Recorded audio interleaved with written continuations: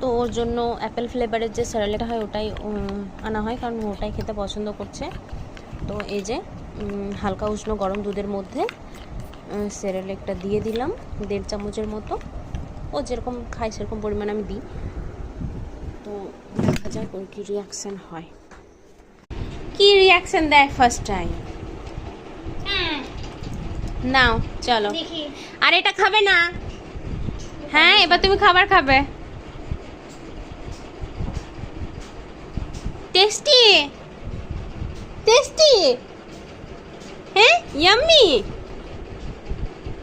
ইস, কই দেখি দেখি দেখি দেখি, ইয়াম্মি টেস্টি।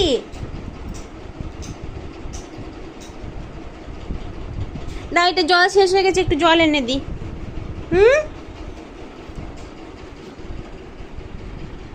বাবা, করলে চেপে খাবো। চলো তুমি খাও, আমি জলটা এনে দিই।